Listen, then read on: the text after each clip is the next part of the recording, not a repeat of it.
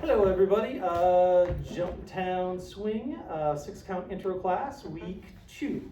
Yep, February 2026. I'm Eliza. Jason. So we did a little bit of recap on a few things we really wanted to make sure you remembered from the first week. So we talked a little bit about our connection, making sure we had our nice shape, kind of bend at the hips, the knees and the ankle. And we're just kind of here. We've got our pulse. We've got our connection with our partner. So we've got a little bit of a V to our shape.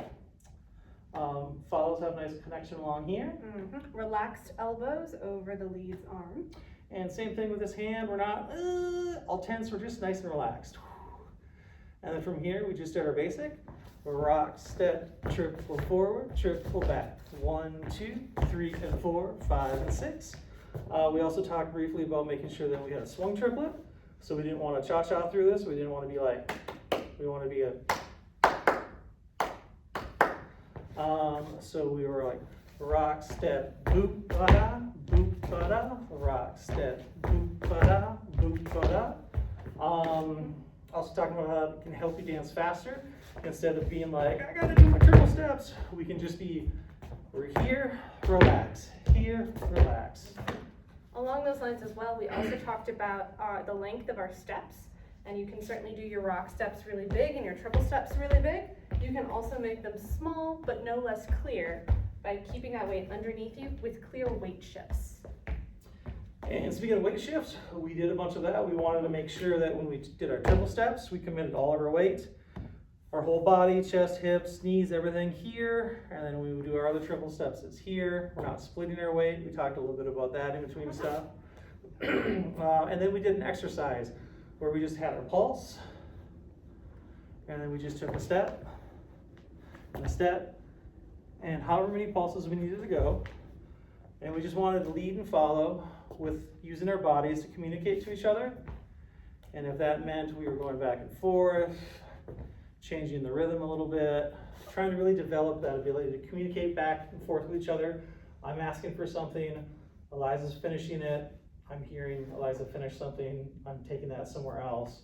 We're just passing our connection back and forth between each other. Yeah, absolutely.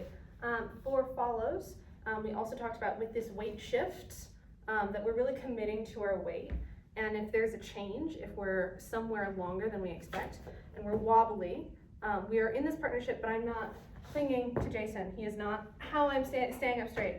And so if we're hanging out here longer than I expect, a little kickstand works. This isn't a weight shift, but it's just a little bit to catch myself before the next step.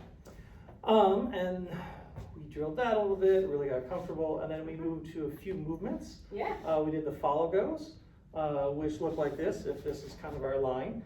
We have our rock, step, follow in front, and then down the line.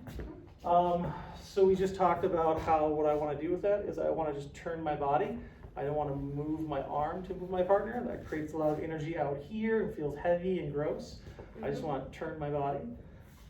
So from this angle, the rock, step, triple step, triple step. I'm also aiming to shoot straight through my partner's kind of shoulder hip area. I'm not trying to go around them. We talked about keeping it in a straight line, so we ended up 180, but in reality or out in the wild, it can go all kinds of different directions. We can do big, small, small, bigger, and we practiced that in a bunch of different variations just so that we could kind of be cognizant and have control over all of it. Absolutely, and follows what this feels like is really you're kind of being taken out of your general basic here, like this is where my body is, and the lead is giving an indication that my weight is going to move in another direction, and so I'm going to bring my whole body with me when I move. And I'm also creating space. If I'm going to move Eliza right in front of me, I'm going to take a smaller triple step. And I'm taking a larger step to fill up that space. And then we do the reverse. Instead of the follow goes and then the lead goes down the line, we did the lead goes and then the follow goes down the line, which going from this angle, rock, step, the lead cuts in front, and then I bring my partner down the line. From another angle, the rock, step, lead cuts in front, down the line. And the big thing we were asking for the leads is we were still asking for that movement to come from our body. So I cut across, and when I keep turning my whole body and my arm stays static, and that creates that movement, and then the follows have that to here. Yeah, absolutely. And whereas before, follows took a slightly larger first triple step, here it's a slightly smaller triple step, and that's communicated fully by the lead's body being in front of the follows. And so if I take a huge step during a follow goes, and my lead doesn't indicate that, during the lead goes, that was my bad. Here, if I take this big step, I'm gonna hit my lead, and that's not very courteous. So I'm going to dance more in place so I don't hit them. And that's all communicated through the arm connection and also where they physically are in space. And then we switched that all up. We did a kind of lead and follow intensive for the last 15 minutes, where we did basics along with those moves. And we kind of broke it up where they're all small, all big, first half small, first half big, vice versa. We also did that with our basic.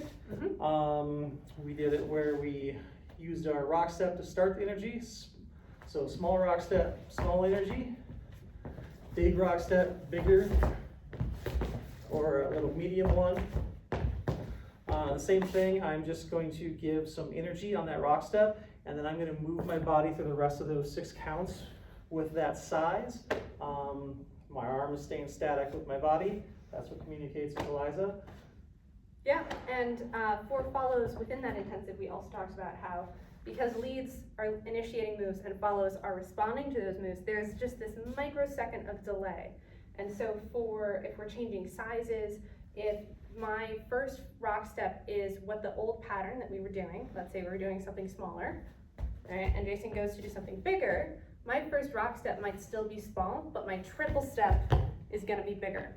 And so if you can catch it in time for the rock step, wonderful. And if you catch it on the triple step, you're not behind, you're still in time. And that just has to do with how quickly the information travels from our connection up to my brain as the follow and then out into my body. And then we started talking a little bit, but didn't get too much into it. But also, we are also listening to our follows. Like, we're not just like, I'm doing this thing, keep up. So if we were doing these moves with our partner and our partner felt like they needed a little bit more time to catch up, we were adding more basics in there to collect and connect with each other.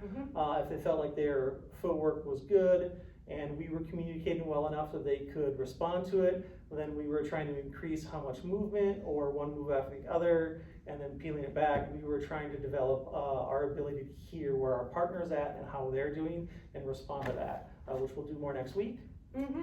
Yeah, and again, just the follows version of that is being in connection. So that wraps back to the beginning of relaxing the elbows, not bracing against the lead, but relaxing our arms against them, and really being kind of present and in our own weight with them. And then, yeah, there was random tips and tricks and just some fixes that we did. Yeah.